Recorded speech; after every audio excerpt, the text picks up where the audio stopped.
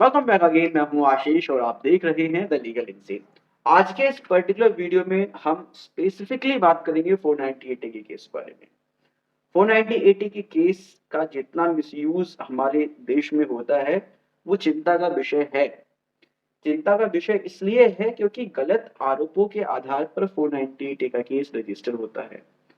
पत्नी जो भी आरोप लगाती है क्रुएलिटी का, उन सभी को आधार बनाकर 498 का केस रजिस्टर कर लिया जाता है। समय समय पर सुप्रीम कोर्ट ने इस पर चिंता जाहिर की है।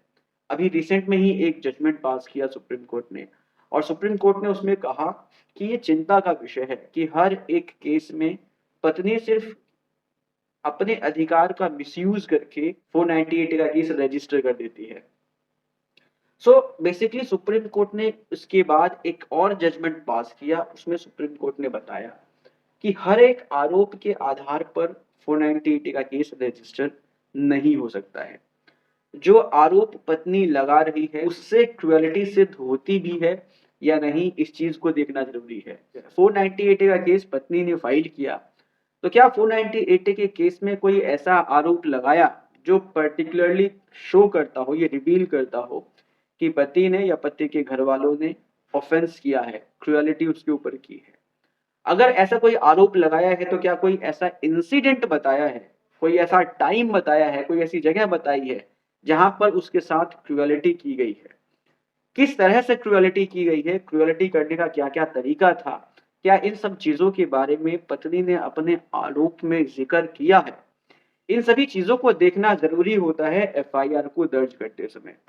इन्हीं सभी चीजों पर सुप्रीम कोर्ट ने बहुत सारी जजमेंट्स दी हुई हैं, जिसके आधार पर ये डिसाइड होता है कि आखिर जो केस पत्नी ने फाइल किया है वो झूठा है या सही है। इसी को लेकर सुप्रीम कोर्ट ने रिसेंट में एक और जजमेंट पास किया। इसमें भी सुप्रीम कोर्ट ने कहा कि जब एफआईआर रजिस्टर होगा तो उस समय देखना होगा कि किस आधार पर एफआईआर को रजिस्टर किया जा रहा है। क्रुएलिटी हुई है या नहीं हुई है, इसको भी चेक किया जाना चाहिए। उसको चेक करने का एक और नया तरीका सुप्रीम कोर्ट ने बताया है।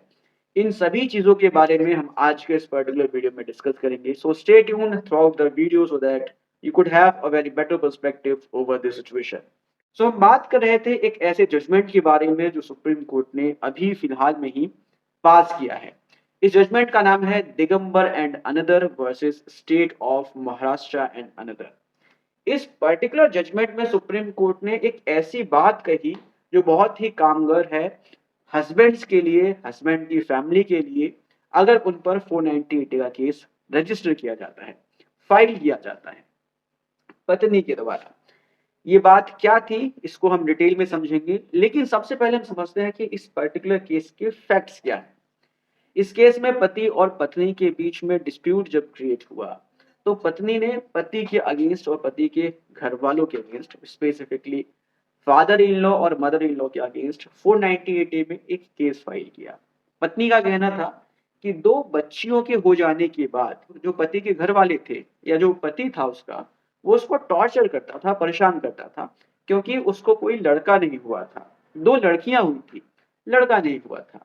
और इसी के चलते ही जो उसके फादर इन लॉ हैं और जो मदर इन लॉ है, उन्होंने उसको कुछ ऐसी चीजें भी खिलाई जिससे नेक्स्ट टाइम उसका गर्भपात हो गया। सो बेसिकली इन्हीं सभी चीजों को ग्राउंड बनाते हुए पत्नी ने एक एफआईआर लॉन्च की पति के खिलाफ और पति के माँ बाप के खिलाफ एक एफआईआर को रजिस्टर किया। सो बेसिकली ये फैक्ट है इस केस का, जिसमें पत्नी ने कोई भी स्पेसिफिक एलिगेशन किसी भी व्यक्ति पर नहीं लगाया था। ना ही पति पर लगाया था, ना ही पति के फादर पर या मदर पर कोई भी स्पेसिफिक एलिगेशन नहीं लगाया था। आरोप में क्या लगाया था कि मुझको मेंटली परेशान किया गया, टॉर्चर किया गया, मेरे साथ मार पिटाई हुई, लेकिन कभी भी कोई भी ऐसा इंसिडेंट नहीं बताया जिससे ये शो होता हो, जिससे ये रिवील होता हो कि उसके साथ क्रुएलिटी हुई है। अब बेसिकली क्रुएलिटी कब हुई है, कब नहीं हुई है, ये कैसे पता चलता है, इस पर सुप्रीम कोर्ट ने बहुत सारी जजमेंट्स दे रखी हैं। जिसमें सुप्रीम कोर्ट ने कहा कि अगर पत्नी किसी भी व्यक्ति पर आरोप लगाती है क्रुएलिटी का, तो उस आरोप में उस पर्टिकुलर व्यक्ति के खिलाफ स्पेसिफिकली बताना पड़ेगा कि किस तरह से उस व्यक्ति ने उसके साथ क्रुएलिटी की है।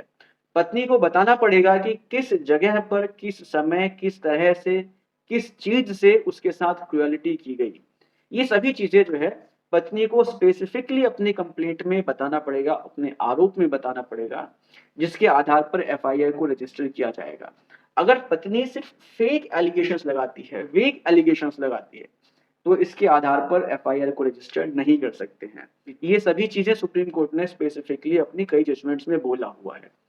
लेकिन जो ये नई जजमेंट है, इस पर्टिकुलर जजमेंट में सुप्रीम कोर्ट ने एक कदम आगे बढ़ते हुए एक और चीज बताई है जो हमको समझना है। सुप्रीम कोर्ट ने ये कहा कि जब पत्नी कोई आरोप लगाती है कि उसके साथ क्रुएल्टी हुई है, तो उस आरोप में पत्नी को ये भी दिखाना पड़ेगा कि जो क्रुएल्टी हुई है वो इस इरादे से हुई है कि उसको गंभीर चोटें पहुंचे, उसको गंभीर चोट लगे। सिर्फ आरोप लगा देना कि पति ने या पति के घर वालों ने क्रुएल्टी की है, इतना सफिशिएंट नहीं है। उस आरोप से ये भी सिद्ध होना चाहिए कि जो क्रुएल्टी की गई है वो पत्नी को गंभीर चोट पहुंचाने के लिए की गई है, या पत्नी को आत्महत्या करने के लिए उकसाने के लिए की गई है, या खुद को गंभीर चोट पहुंचाने के लिए की गई है। इन सभी चीजों को देखना जरूरी है। अगर ये चीजें आरोप से प्रूव नहीं होती हैं या ये सब चीजें मिसिंग है आरोप में, तब हम यहाँ पर 498 के केस में एफआईआर को रजिस्टर नहीं कर सकते हैं। सो बेसिकली इस जजमेंट से सुप्रीम कोर्ट ने इस चीज को डिफाइन करने की कोशिश की कि भाई जो एक्ट है, क्रुएलिटी का जो भी एक्ट है जो पति या पति के दो घर वालों द्वारा किया जाता है, उसको देखना होगा कि उससे पत्नी को क्या नुकसान हो रहा है। अगर पत्नी को कोई नुकसान हो रहा है, उसको कोई गंभीर चोट लग रही है, या वो आत्महत्या करने के लिए मजबूर होती है, या वो खुद को चोट पहुंचा लेती है, तो हम जो है इस एक्ट को क्रुएलिटी की डेफिनेशन में मानेंगे और फिर इसके आधार पर एफआईआर को रजिस्टर किया जाएगा। सो उम्मीद करता हूँ कि आपको बेसिकली ये समझ में आया होगा कि किस तरह से किस एक्ट को हम क्रुएलिटी मानेंगे और किन एक्ट्स को हम क्रुएलिटी नहीं मानेंगे और उनके आधार पर एफआईआर को रजिस्टर नहीं किया जाएगा। उम्मीद करता हूँ कि वीडियो इन्फॉर्मेटिव लगी होगी। अगर इन्फॉर्मेटिव लगी है तो इसको शेयर कीजिए। मिलते हैं नेक्स्ट वीडियो में। Take care, bye bye.